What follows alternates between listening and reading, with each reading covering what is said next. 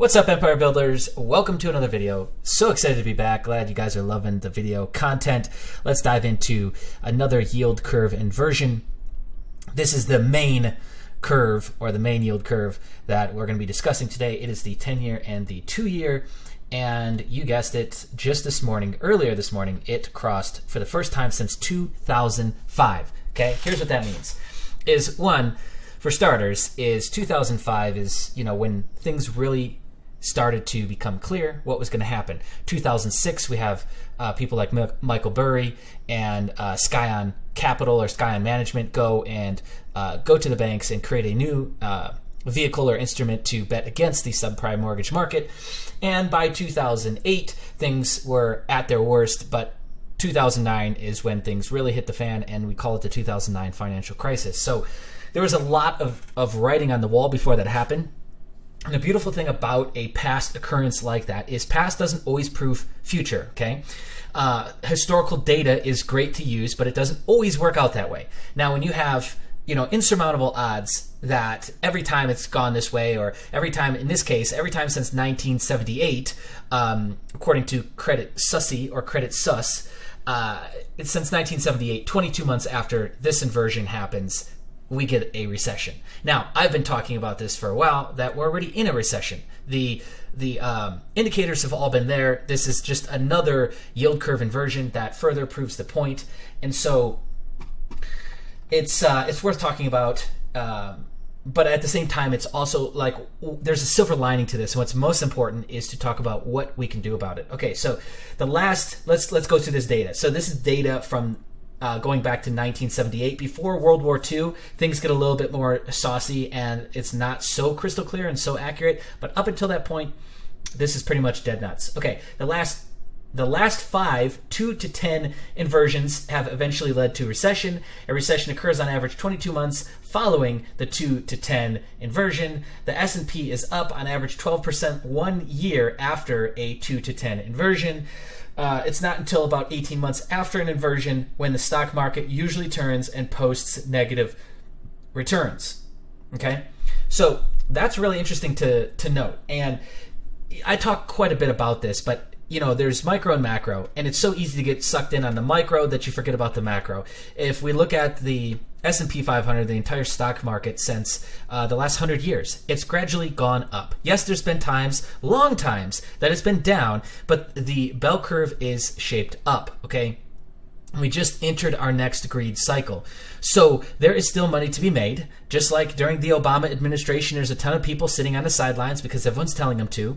And retail money is usually dumb money, and they don't listen, and they don't do their own research, and they don't discern information for themselves. So they listen to talking heads, the Kramers on CNBC Fast Money, and they get wrecked. Okay, they get wrecked on Uber IPOs, they get wrecked on Lyft IPOs. You fill in the blank, you name it. Okay, but if we were to just take a step back and look at what the data is telling us, and look at, again, cross-reference that with historical data, you don't need a degree to do this stuff. You don't need a ton of time to do this stuff either, and we can make a game plan. So even with just the data that I just gave you, the S&P 500 is up on average 12% 1 year after the 2 to 10 inversion.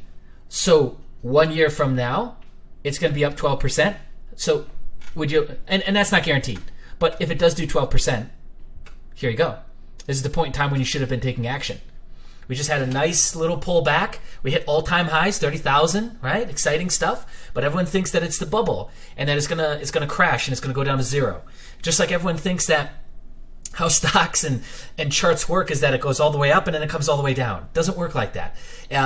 Every single day, stuff goes up and goes down, right? But it takes a little bit longer for it to go all the way up to an all-time high and come all the way back down, and the fear that everything's going to go to zero. These are deep-seated fears that are not truths, okay? But yet they're touted around as truths all day long. That's a whole nother topic. So what are some things you could do to shore yourself up? Well, if you've been in our private community since the last 2 years, you'll notice that in 2018, I started to really change my direction, and I started to talk about a few specific things. Started to talk about metals and how those had a place in a portfolio, both physical and ETFs. That's still on the table. Yes, even though we hit over 1,400, people are, everyone now is super bullish and they're they're looking for 1,500, they're looking for 2,000, they're looking for 10,000. Yeah, that's great. There's still opportunities to be buying.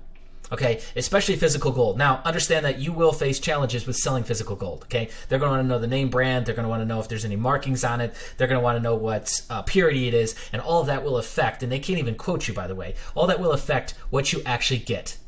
Kind of funny, huh? Gold is gold, but it's not when you try to sell it. And ETFs, which is just paper traded gold. Okay, the next thing you could be doing right now. And I started talking about last year and published the free credit boosting hacks January 8th, I believe, 2019. You would have had 7 months now to be working on what? Credit. Oh my God, debt's bad, credit's bad, fuck the system, I don't want that stuff, this is horrible, you're an idiot. Got it. We're trying to build our credit so that we are in a position to have cash flow and have leverage in times that everyone else does not. Re-listen to that. Let that sink in. We want to have leverage. We want to be in a position that nobody else is in when the time is right to buy. We want to have assets. We want to have liquidity there when we need it.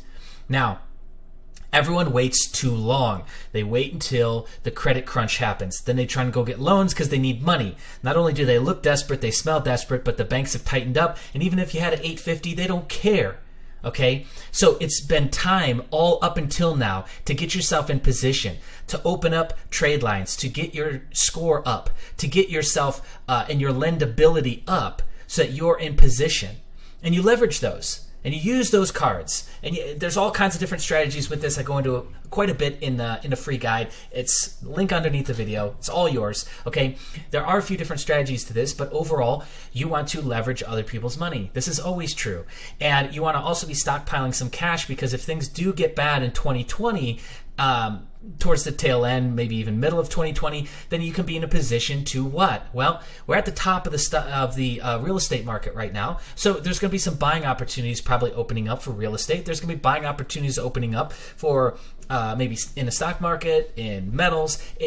There's going to be opportunities. That's the bottom line. So if you're living in this delusion that you should just have cash and never have any debt because debt's bad, well, you're going to miss all these once again, and you're going to be on the sidelines even more bitter than you are now. Okay, because let's face it, you aren't winning, and that's why you're bitter. Okay, so you could be building that up, and then the number one thing, and I'm saving it for last, that everyone could be doing right now is building cash flow businesses. Building cash flow businesses. And you do that by leveraging what you already know. Average person, especially boomers, you guys spent 7, 12, 15, 20, 30 years perfecting your craft. Don't you think people want to learn that? We're not just talking some silly YouTube channel where you get 50, 100 bucks a month on bullshit monetization. We're talking about creating courses, creating membership sites, creating communities around learning these crafts. Take a step back. Do you know where we're going to be in 10 years?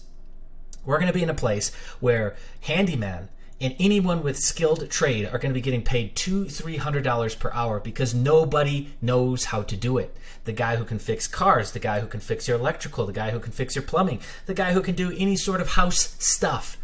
Handyman, work with your hands, build something. Those guys are going to be getting hundreds, if not thousands of dollars an hour because everyone else will have forgotten about it. And it will still be needed. It will still be required.